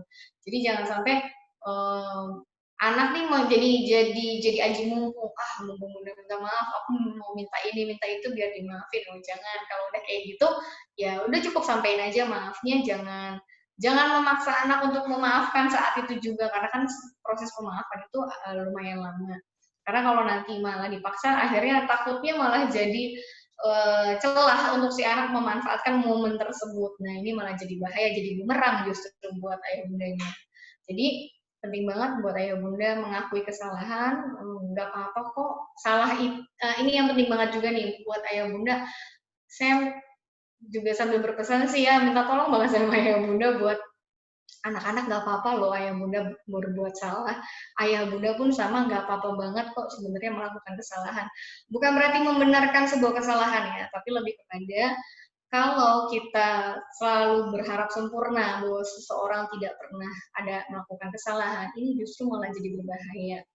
Takutnya malah jadi menyerang psikologis ayah bunda, menyerang psikologis anak-anaknya juga. Jangan pernah menuntut kesempurnaan, karena hakikatnya kita cuma manusia biasa yang sudah pasti sering belajar dari kesalahan. Jangan sampai memaksakan semuanya harus benar, harus sempurna, harus sesuai dengan yang sudah ditentukan atau sesuai dengan ekspektasi.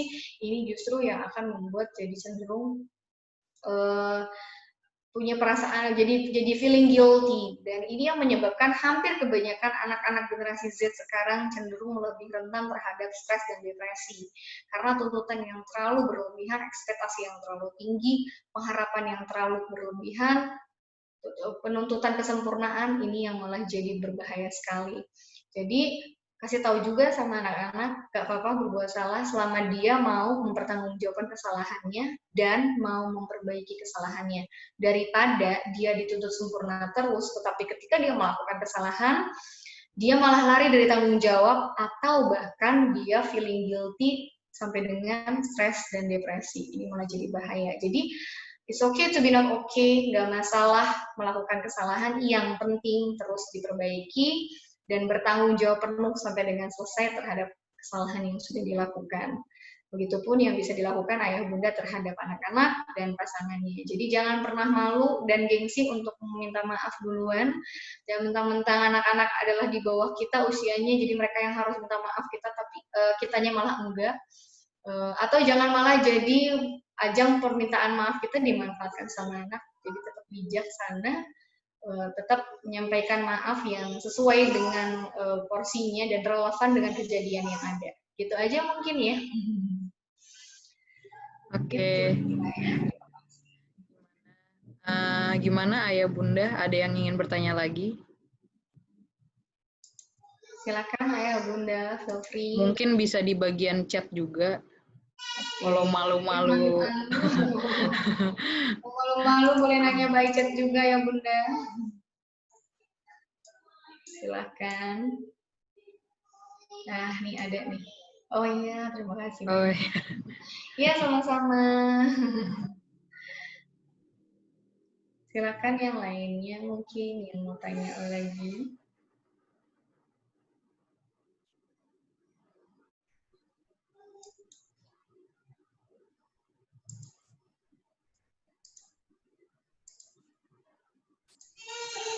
Oke deh. Kayaknya nggak ada lagi atau gini.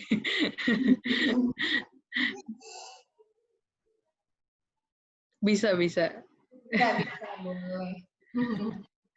Silakan yang mau tanya lagi boleh.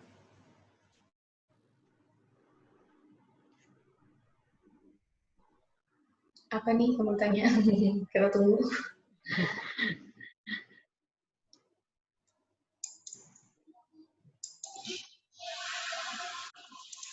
Oke, mungkin sambil nunggu pertanyaannya, sambil aku sedikit kasih tips kali ya buat ayah bunda. Aku mau kasih tahu tips sama ayah bunda, ini juga mungkin bisa jadi salah satu cara yang efektif. Bagaimana sih caranya bikin anak-anak yang agak susah dikasih tahu, agak susah dibilangin, apalagi di era yang new normal yang super hektik ini. Saya mungkin sedikit mau kasih tips tentang hipnosis terapi. Bagaimana sih caranya menterapi kebiasaan buruk anak menjadi positif dengan menggunakan metode hipnosis. Jadi hipnosis yang kita gunakan ini hipnosis yang alami yang memang kita menggunakan alam bawah sadar. Jadi hipnosis ini kan menggunakan alam bawah sadar ya. Mungkin sedikit saya bisa jelaskan bedanya alam sadar, alam bawah sadar itu apa sih? Nah, kalau alam sadar itu kan kayak sekarang ya, kita masih bisa menolak suggest dari siapapun, dimintain tolong sama siapapun, kita masih bisa nolak. Tapi kalau misalnya anak-anak misalnya dia saya keskip. Nah, jadi anak-anak ini nanti kita bisa tahu kalau misalnya dia kalau di otak bawah sadar itu biasanya seseorang bisa mudah disugesti gitu. Jadi bedanya otak sadar sama otak bawah sadar seperti itu. Cara mensugestinya yang berbeda. Nah, kalau yang mau saya bahas ini adalah hipnosis terapi. Bagaimana sih caranya kita menterapi dengan cara memaksimalkan alam bawah sadar yang dimiliki oleh si anak. Caranya adalah ini bisa dilakukan malam hari oleh ayah bunda. Di antara jam 2 sampai jam 3 malam, ini adalah momen yang terbaik untuk anak-anak dalam alam bawah sadar seseorang nih saat terbuka lebar banget. Di antara jam 2 sampai jam 3 malam. Ayah bunda bisa lakukan ini malam hari di antara jam 2 sampai jam 3 malam. Boleh bergantian hari, ayahnya hari ini, besok bundanya, dan seterusnya.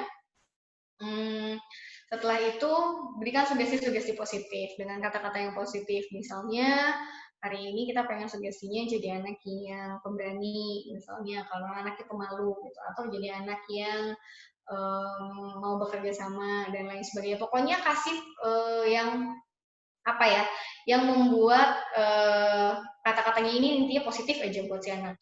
Gitu. Jadi yang dia pahami juga ya, pastikan kosakatanya sudah dipahami. Nah, ini bisa dimulai dari anak 4 tahun. Jadi untuk di bawah 4 tahun, saya sarankan nanti dulu, jangan diberikan dulu, karena kosakata anak di bawah 4 tahun itu biasanya masih belum memadai. Jadi baiknya di usia 4 tahun ke atas.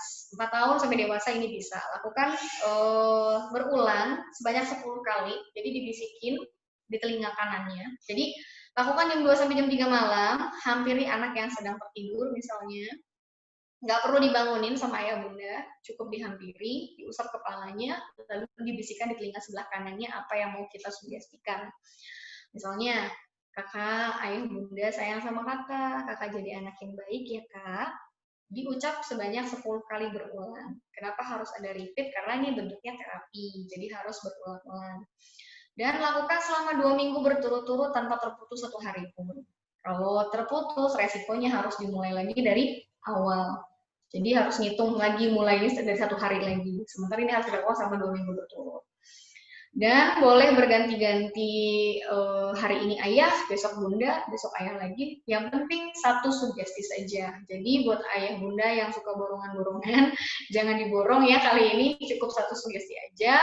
Sugesti positif, lakukan selama 2 minggu berturut-turut dengan cara berulang setiap malamnya 10 kali, 10 kali.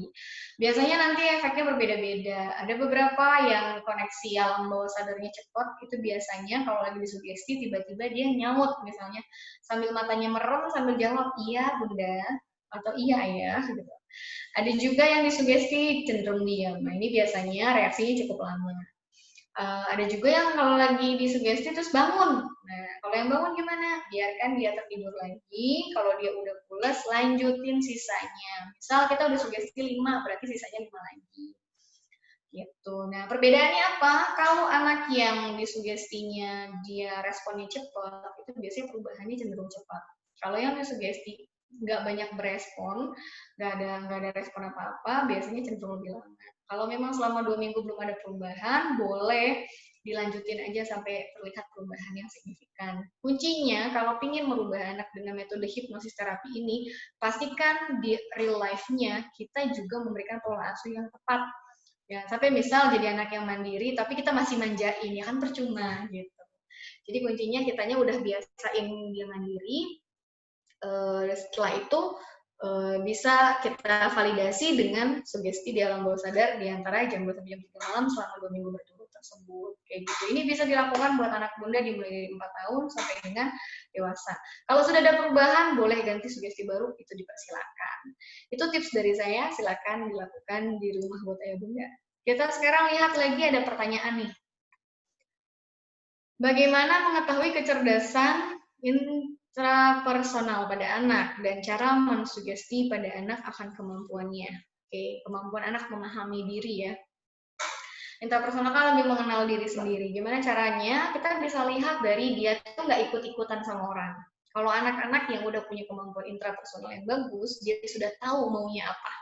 Udah nggak perlu ikut-ikutan orang, udah nggak yang harus apa ya, ada orang punya ini diikut-ikutan pengen punya. Nah, ini biasanya kecerdasan intrapersonalnya masih belum maksimal. Jadi, cara mensugesti anak akan kemampuannya kayak gimana sih? Kalau dia udah punya kemampuan nih, misalnya dia anaknya gambarnya bagus, tapi dia nggak pede. Nah, kalau kayak gitu diajak aja, diajak ngerjain bareng-bareng. Jadi, terus kasih pujian. Yakini bahwa itu semua bisa berjalan dengan baik. Kalau misalnya aku nggak bisa bunda, bisa kok, coba yuk pelan-pelan. Ketika dia udah berhasil, wah hebat anak bunda bisa kan ternyata, yuk besok kita coba lagi. Jadi repeat, lakukan berulang-ulang sampai akhirnya dia udah mulai pede dan dia mengenal kemampuan diri dia dan dia terbiasa. Gitu. Jadi kayak ngebiasain anak untuk ngambil keputusan sendiri, nggak mesti bergantung sama bundanya. Dengan memberi beberapa choice, kasih pilihan. Kalau memang anak masih belum bisa benar-benar memilih, minimal kasih pilihannya A atau B, biar dia milih sekali, biar dia memilih mau A atau B jawabannya, seperti itu. Itu jawaban untuk Dian Bilkis ya, Ibu Dian Bilkis, jawaban dari saya seperti itu. Tadi yang ada nanya lagi nih, kebetulan umur anak saya beda mbak, dan beda gender juga. Gimana cara kita untuk mengajarkan cara saling sharing mainan, padahal mereka beda gender. Misalnya si kakak main boneka, sedangkan adiknya cowok pengen ikutan juga main boneka juga. Salah nggak kita untuk melarang adiknya untuk main boneka? Gimana juga cara menjelaskan kepada anak umur 4 tahun ketika dia bertanya tentang perbedaan alat kelamin cowok dan cewek? Wah, menarik sekali nih pertanyaannya ya, tentang pengenalan gender. Jadi pengenalan gender itu penting banget, atau sex education itu sedini mungkin memang udah perlu dikenalkan kepada putra-putri ayah bunda ya. Jangan sampai blur gitu, jangan sampai membuat anak-anak kebingungan sendiri apa sih gender mereka. Pertama saya mulai dulu dari masalah yang tadi sharing ya. Penting banget ayah bunda untuk tidak mengkotak-kotakan, misalnya kereta, mobil-mobilan just hanya untuk laki-laki, boneka hanya untuk perempuan. Ini sebenarnya kita loh yang mengkotak-kotakan. Nggak boleh main ini, nggak boleh itu. Contoh yang paling simple, kalau dulu mungkin memasak adalah awam untuk laki-laki, sekarang kita bisa lihat chef itu banyak sekali yang laki-laki, bahkan lebih mahir daripada perempuan, gitu ya. Kuncinya yang utama adalah mereka sadar gender. Mereka tuh siapa? Cewek atau cowok? Jadi mau cowok main boneka, mau cowok suka gambar, it's okay, nggak masalah selama dia sadar gender dia tuh apa. Yang bisa jadi role modelnya adalah orang tua yang sejenis. Ya, jadi kalau memang anak adiknya cowok, berarti yang bisa jadi role model adalah ayah. Si kakaknya cewek, makanya jadi role modelnya adalah ibu. Jadi pastikan ibu memberikan sex education untuk si kakak, si ayah memberikan sex education untuk si adik. Yang paling pertama adalah kenalkan mana bagian yang boleh disentuh oleh orang lain dan mana yang tidak boleh disentuh. Yang paling generalnya adalah bagian kepala, tangan, dan kaki itu adalah hal yang masih diperbolehkan disentuh. Even itu sama orang tua sendiri. Tapi kalau bagian yang tertutupi oleh baju, itu upayakan hanya anak yang boleh menyentuhnya. Kalau terpaksa ayah atau bunda membantu mereka saat lagi mandi dan lagi basuh misalnya setelah BAB atau buang air kecil, maka harus izin juga. Mohon maaf ya kak, ibu bantu basuh. Mohon maaf ya dik, ibu bantu basuh. Seperti itu. Pastikan ketika lagi memandikan anak, orang tua berpakaian lengkap. Jangan sampai kayak misal mandi bareng sama anak tapi orang tua tidak berpakaian lengkap, itu malah bahaya. Nanti muncul pertanyaan-pertanyaan. Terus untuk masalah perbedaan alat kelamin perlu dijelaskan dengan cara yang clear. Pergunakanlah bahasa biologis, kayak misalnya untuk perempuan itu vagina, untuk laki-laki itu penis. Jadi jangan sampai bahasa-bahasa istilah yang kabur yang membuat si anak-anak tuh jadi kebingungan ketika dia dapat istilah yang sebenarnya. Nah, itu bahaya banget kan. Jadi mulai harus dikenalkan sedini mungkin dengan cara seringan mungkin gitu ya. Jadi kasih taunya yang paling gampang part-part yang tadi saya sebutin aja dulu. Mana yang boleh disentuh orang lain, mana yang enggak. Terus bedanya perempuan sama laki-laki itu apa. Kalau mau sharing mainan itu gimana caranya? Cara mau sharing mainan yang penting banget untuk mengenal kepemilikan. Yang punyanya adik siapa? Yang punyanya adik itu apa? Yang punya kakak apa? Termasuk juga anggota tubuh gitu ya. Tubuh ini adalah miliknya si anak. Misalnya tubuhnya anaknya adalah miliknya anaknya, jadi haknya dia mau menolak. Mainannya mereka ya punyanya mereka, jadi mereka juga berhak untuk menolak. Si kakak nggak mesti harus minjemin mainannya ke adik, pun sebaliknya adik juga nggak mesti minjemin mainannya ke kakak. Gimana caranya supaya mereka tetap mau sharing? Nah, ajarkan mereka untuk bersepakat. Misal, coba kakak kalau misalnya pengen minjem mainan ke adik, ngomong dulu sama adik. Tapi adik nggak ngasih mah gitu. Ya coba kakak bikin kesepakatan sama adik. Misalnya, dek nanti kakak bikinin makanan deh supaya supaya kakak bisa main-mainan adik. Nanti aku kasih ini misalnya, apalah penawaran-penawaran apa. Jadi intinya biarkan mereka bersepakat dealing gitu, dealing sama si adik. Jadi jangan sampai orang tua ikut campur dengan hubungan antara kakak sama adik. Nah, yang sering terjadi adalah hubungan kakak adik itu cuman by blood doang gitu loh, cuman dari darah doang, hubungan darah kakak adik, tapi mereka tuh gak ada hubungan batin gitu loh, gak ada hubungan emosional gitu. Jadi cuman terpaksa harus deket sama adik, terpaksa deket sama kakak, padahal hatinya nggak ngerasa deket. Ini malah bahaya banget, karena kita dari dulu memaksakan anak buat, ayo kak berbagi sama adik, ayo dek nurut sama kakak. Nah ini malah jadi bahaya. Jadi kalau bisa hubungan relasinya ini jangan dipaksakan. Jangan cuma relasi karena hubungan darah, tapi relasi karena memang mereka nyaman untuk berelasi. Mereka nyaman berteman dengan si adik, mereka nyaman dengan berteman dengan si kakak. Jadi buat keputusan terbesarnya adalah di diri mereka sendiri. Itu apakah si kakak cuma mau memposisikan dirinya sebagai kakak doang ke adiknya, atau si kakak memang juga mau jadi teman berbagi. Jadi kita orang tua tugasnya hanya mengiklankan aja gitu. Misalnya kita mau ngajarin dia sharing, ya kan kitanya coba untuk ngajarin sharing juga, kitanya juga sharing. Misalnya kita punya makanan, nih bunda punya makanan, satu buat kakak, satu buat adik, satu buat bunda. Jadi nanti kita membiasakan ya untuk sama-sama berbagi. Dan penting juga nih bunda, kalau mengajarkan anak berbagi, pastikan anaknya juga tetap kebagian. Kenapa? Karena jangan sampai dia interpersonalnya bagus, dia memahami orang, dia kasih semuanya buat teman-temannya, tapi dia sendiri enggak kebagian, intrapersonalnya malah buruk. Dia nggak tahu kebutuhannya dia, ini bahaya banget.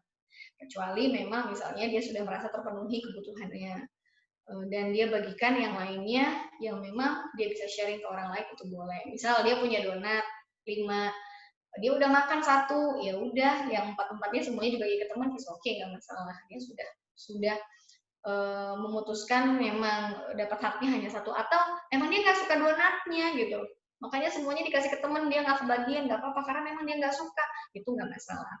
Tapi yang jadi masalah adalah dia punya makanan 5, di-sharing semuanya ke temennya, dia nggak kebagian. Wah, ini bahaya banget. Nanti takutnya dia bertumbuh menjadi people pleaser. Jadi orang yang hanya memaklumi orang lain, mengerti orang lain, memaksakan diri untuk mengerti orang lain, tapi hatinya menderita. Ini bahaya banget. Gitu. Jadi balik lagi ke masalah sex education ini, yang bisa mengajarkan adalah ayah dan bunda yang sejenis dengan si anak. Kalau kakak cewek ya bundanya yang kasih tahu, kalau kakak cowok, kalau anak cowok ya ayahnya yang bisa kasih tahu. Itu mungkin ya dengan bahasa-bahasa yang sederhana. Jawaban dari saya itu mungkin, oke, sampai umur berapa anak perempuan bisa dimandikan oleh ayahnya berhubungan dengan sentuhan tadi? Oke, baiknya sih sampai dengan usia ini aja ya, taman kanak-kanak aja ya. Kalau udah SD ke atas sih harusnya dia udah mulai bisa sendiri. Gitu. Jadi amannya paling sampai umur 5-6 tahun deh. 5 tahun malah saya inian. Dan kalau bisa usia 3 tahun anak udah pisah kamar sama orang tua. Itu penting banget. Takutnya ya yang terjadi, kita nggak pernah tahu nih, misalnya ada suatu kejadian yang kita menganggapnya dia nggak tahu, tapi ternyata dia tahu karena mungkin kita posisi satu kamar, ini kan malah bahaya. Jadi baiknya umur 3 tahun pisah kamar. Ya kalau memang belum tega untuk ngelepasin ya dikeluarin dulu aja di kamarnya si anak. Setelah dia pulas baru ditinggal sama ayah bundanya untuk jadi ruangannya terpisah gitu. Itu akan lebih aman. Dari usia 3 tahun udah mulai upayakan anak untuk tidur terpisah dari orang tua gitu. Kalau nggak tega ya harus mau tega. Gitu ya. Oke. Sama Ibu. Iya. Oke, mungkin Ayah Bunda kami mau infoin lagi, setelah seminar ini Ayah Bunda bisa akses tes psikologi kami melalui EduCourse by Aijen. Nanti linknya itu bisa lihat di bagian chat ini atau nanti cek di WA-nya lagi. Silakan diakses ya Bunda. Karena ada gaya belajar bakat minat dan otak kanan kiri agar kita lebih mengenal anak kita dan bisa reconnecting dengan gaya yang tepat. Oke, mungkin Ayah Ibu ada yang mau bertanya lagi?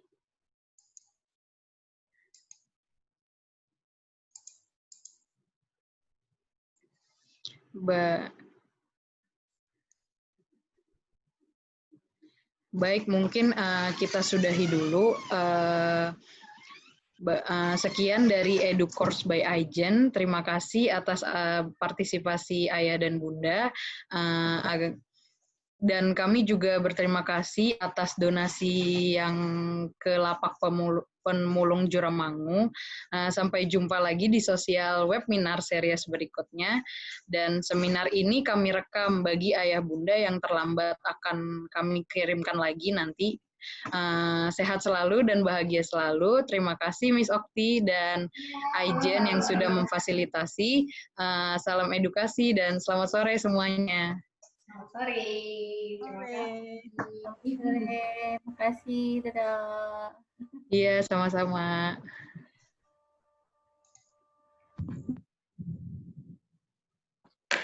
Alhamdulillah. Terima kasih Mbak Okti. Ya, sama-sama. Terima kasih ya Bunda.